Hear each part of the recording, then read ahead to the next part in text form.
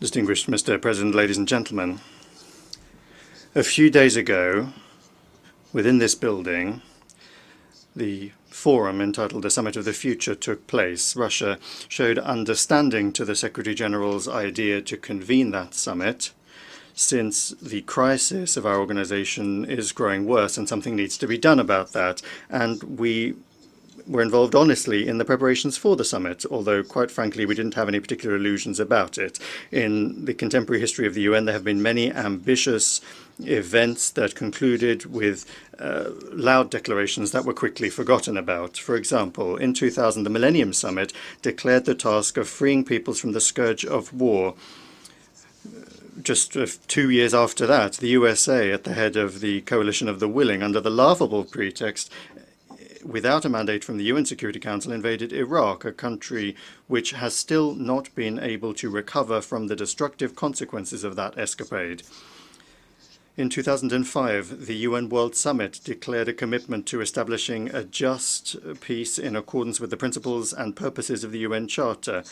This sacred obligation certainly didn't stop the USA and their allies from getting the then leader of Georgia, Mikhail Saakashvili, in 2008 to unleash an armed aggression against the people of South Ossetia and Russian peacekeepers. And a further 3 years after that, NATO organized the military intervention in Libya, destroying its statehood and undermining the stability of neighboring countries. In 2015, the UN Summit on Sustainable Development adopted grandiose plans to combat poverty and inequality, but they turned out to be empty promises in light of the reluctance of the countries of the West to refrain from their neo-colonial practices of mining the wealth of the entire world for their benefit. Just look at the statistics of the promises that were kept in terms of financing the development of the countries of the Global South and the transfer of environmentally friendly technologies. Just like Kofi Annan and Ban Ki-moon in the past, the current Secretary-General advanced his own initiative under the slogan of rebooting global cooperation. It's an excellent slogan. Who could be opposed to that? But what global cooperation can we really talk about at a time when the West has trampled all of these unshakable values of globalization that they've been telling us about for so many years from this rostrum, trying to convince us that they would ensure equal access for everyone to the goods of contemporary civilization? Where is the inviolability of property, the presumption of innocence, freedom of speech, access to information, fair competition on markets with understandable and unchanging rules?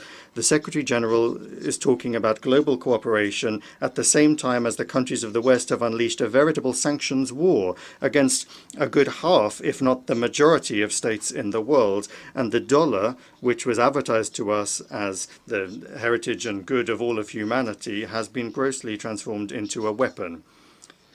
For more than 60 years, there has been a trade blockade of Cuba, the cancellation of which the overwhelming majority of members of the international community are calling for. In the pursuit of the ever more ephemeral aim of preserving their domination, Washington is blocking the normal work of the World Trade Organization on dispute settlement and reform of the Bretton Woods institutions, the structures of which for a long time now have not reflected the real balance of forces in the global economy and finances.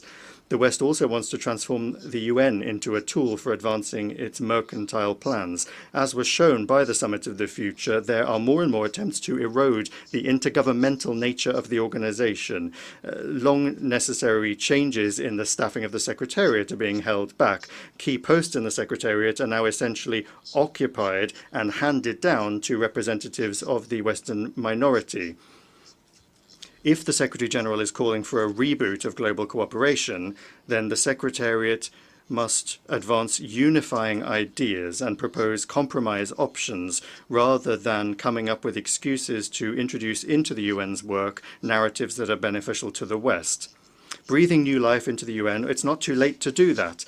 But in order to do that, we can't have unrealistic summits and declarations. Rather, it must be done through rebuilding confidence and trust on the basis of the Charter principle of the sovereign equality of all member states. However, as long as confidence is being undermined, for the time being it is, and the actions of the West to create in circumvention of the UN narrow formats that are subordinate to it to resolve subsidiary fateful issues such as internet governance and artificial intelligence. But those problems affect the future of all of humanity, and they must be considered on a universal basis without discrimination or trying to achieve unilateral advantage. That is to say that there must be an honest negotiation involving all members of the UN, rather than the way that the so-called Pact of the Future was prepared for, without a single plenary round of negotiations that all countries would be involved in. But instead of that, the work was carried out under the control of Western manipulators. As a result, the pact, even before it was born, had already joined the pantheon of declarations that sound nice in English. Sad as it is, that is the fate of products of these World Summits. However, things aren't any better when it comes to implementing Security Council resolutions, which are binding. The sabotage of decisions on the Kosovo settlement and the Dayton agreements on Bosnia and Herzegovina says a great deal, but the most glaring example continues to be spinning out over almost 80 years the consensus resolutions on the creation of an independent Palestinian state coexisting in peace and security with Israel. There can be no justification for acts of terrorism, which Israelis fell victim to on the 7th of October last year, but everyone who still has a sense of compassion is outraged by the fact that the October tragedy is being used for the mass collective punishment of the Palestinians in the form of an unprecedented humanitarian catastrophe. The killing of Palestinian civilians with American weapons must immediately be ended. It is important to ensure the delivery of humanitarian aid to the enclave, the reconstruction of infrastructure, and most importantly, it is important to guarantee the realization of the legitimate right of the Palestinians to self-determination and to allow them, not in words, but in deeds, as they say, on the ground, to create a contiguous and viable state within the 1967 borders with its capital in East Jerusalem. Another glaring example of terrorist methods as a means of achieving political aims is the inhumane attack on Lebanon that transformed civilian technology into a lethal weapon. There must be an immediate investigation into this crime, but already we cannot remain silent in the face of the many publications in the media, including in Europe and here in the United States, that indicate to varying degrees the involvement and at the very least awareness of Washington when it comes to the preparation of that terrorist attack. And we understand that the Americans always deny everything, and they do everything they can to hush up any facts that come to light, as they did in response to the irrefutable evidence of their implication in the terrorist attack on the Nord Stream gas pipeline. Those gas pipelines, incidentally, were a marvelous symbol of that selfsame global cooperation that our Secretary General dreams of. But as a result of their destruction, the competitiveness of the European Union in the global economy has been undermined for long years to the benefit of the United States. It is on the West's conscience as well that the truth about those who organized many other heinous crimes has been put on a back burner, including the bloody provocation in the Kiev suburb of Bucha and the series of poisonings of citizens of Russia in Britain and Germany. The UN Secretariat cannot remain separate from efforts to establish the truth in situations that directly impact global security, and in doing so is obliged to strictly observe Article 100 of the UN Charter, to act impartially and to avoid the temptation to play into the hands of individual states, particularly those that are actively calling not for cooperation, but to divide the world into the flowering garden and the jungle, or to those sitting around the table of democracy and those that are on the menu. We mustn't forget also about the service record of those that demand that their rules be implemented by the rest of the world. The invasion of Afghanistan and the inglorious 20-year presence there of the infamous coalition was accompanied by the formation of Al-Qaeda. A direct result of the aggression against Iraq was the creation of ISIL. Unleashing the war in Syria gave rise to Jabhat al-Nusra, which is now Hayat Tahrir al-Sham, and the destruction of Libya opened the floodgates for the permeation of terrorism into the Sahara-Sahel region and for the flow of millions of illegal migrants to Europe. We call upon all of those that are thinking about the future of their peoples and countries to be very wary of any new escapades by those who invented these rules. We are particularly concerned by the now almost commonplace practice of political killings, as once again took place yesterday in Beirut. The tragic and unacceptable turn of events in the Arab-Israeli conflict in Yemen, in the Red Sea Basin, in the Gulf of Aden, Sudan, and other hotspots in Africa reflects an indisputable fact. Security can either be equal and indivisible for all, or it won't be for anyone. An understanding of what would seem to be a simple truth in the context of European security is something that Russia for years has been trying to impart to Washington, London, and Brussels, who are obsessed with their complexes of their own exceptionalism and impunity. Although they initially promised not to expand NATO, and in 1999 and in 2010 they signed in official documents of OSCE summits an obligation to not ensure their security at the expense of others. In fact, the North Atlantic Alliance for 3 decades has been carrying out the geopolitical and military expansion of NATO into Europe. It is trying to take root in the South Caucasus and Central Asia, creating direct threats to the security of our country. And now the same is happening in the Asia-Pacific region, where NATO infrastructure is creeping in and to contain or deter China and Russia. Narrow military political blocs are being created that undermine the inclusive security architecture under the ASEAN umbrella, and the West is not only not remembering about the global cooperation that our Secretary General is such a fan of, but openly in their doctrine documents they are harshly accusing Russia, China, Belarus, the Democratic People's Republic of Korea, and Iran of creating threats to their domination. In respect of Russia, they have declared the aim of dealing it a strategic defeat, almost just like London and Washington planned in May 1945, with the development, even before the end of the Second World War, of an operation entitled Operation Unthinkable to destroy the USSR. Back then, this was kept top secret, but the current Anglo-Saxon strategists are not hiding their ideas. For now, they do, it's true, hope to defeat Russia using the illegitimate neo-Nazi Kiev regime, but they're already preparing Europe for it to also throw itself into this suicidal escapade. I'm not going to talk here about the senselessness and the danger of the very idea of trying to fight to victory with a nuclear power, which is what Russia is. Equally senseless are the Western backers of Kiev swearing that there is no alternative to negotiations based on the infamous peace formula.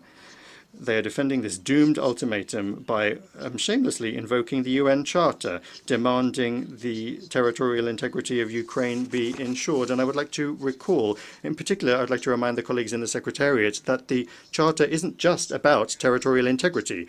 Charter 1 of the Charter declares the obligation to respect the principles of the equality and self-determination of peoples, and that served as the international legal basis for the process of decolonization, which incidentally still needs to be completed, however much the French, the British, and other former colonial countries may resist. In 1970, the General Assembly unanimously decided in its declaration that everyone must observe the territorial integrity of those states whose governments respect the right of peoples to self-determination, and on that basis provide the entire population living on that territory. And I underscore that this was a unanimous decision of the UN General Assembly following long years of difficult discussions. There's no need to prove that Ukrainian neo-Nazis, having seized power in Kiev as a result of the US and Ally-supported bloody coup d'etat in February 2014, didn't and are not still representing the Russian population of Crimea, Donbass, and Novorossiya. The Western leaders, doing anything they can to talk about human rights, are in a very telling way staying silent about these rights when it comes to the racist actions of their clients in Kiev. In the light of this forgetfulness, I'll remind you about another requirement, again in Article 1 of the UN Charter, the requirement to respect the rights and fundamental freedoms of any person regardless of race, sex, language, and religion. The rights of Russians and those that feel that they are part of Russian culture following the coup d'etat in Kiev have methodically been exterminated. The Russian language in Ukraine is banned by law in all areas, in education, the media, art, culture, and even in day-to-day life. Recently, another law was adopted banning the canonical Ukrainian Orthodox Church. These are gross violations of the rights of Russians enshrined in the UN Charter, and they bring with them threats to the security of Russia and all of Europe, stemming from the Kiev regime and those that are dragging it into NATO. And all of these are the root causes of the current Ukrainian crisis. It is to address these that is the aim of the special military operation that Russia is carrying out to defend its security and the current, present and future of the people on their native lands. We value the sincere aim of a number of our partners to advance, out of the best interests, mediation initiatives. We value their constructive results focus, unlike the hopeless Zelensky peace formula. We call upon our friends in their further efforts to take into account in full the facts that I have mentioned about the real reasons of this situation, the real causes of this situation. Unless they are addressed, a just UN Charter-based peace will not be possible. A realistic settlement plan was outlined by President Putin on the 14th of June, when once again, convincingly, he demonstrated Russia's goodwill when it comes to achieving negotiated agreements, the prospect for which were thrown out by Kiev and its backers as a result of the coup d'etat in 2014. The disruption of the Minsk agreements in 2015 and the Istanbul agreements of 2022. The unprecedented level of arrogance and aggressiveness of Western politicians against Russia simply not only nullifies the Secretary-General's idea of global cooperation, but it is increasingly also blocking the functioning of the entire system of global governance, including the Security Council. That's not something we chose, and we're not responsible for the consequences of this dangerous course. However, if the West doesn't stop, there will be serious costs that will be felt by everyone. It is clear to the global majority that confrontation and hegemony will not resolve any global problem. They will only artificially hold back the objective process of the formation of a multipolar world order that will be based on the equal rights of large and small nations, that will respect the values of human identity, the equality of men and women, and the rights of peoples to determine their own fate. And incidentally, all of these are also quotes from the UN Charter, just like the principle of non-interference in the internal affairs of sovereign states as well. A confirmation of which, to the shame of the members of our organization, was blocked by the US and their satellites at that very same summit of the future when the pact was adopted.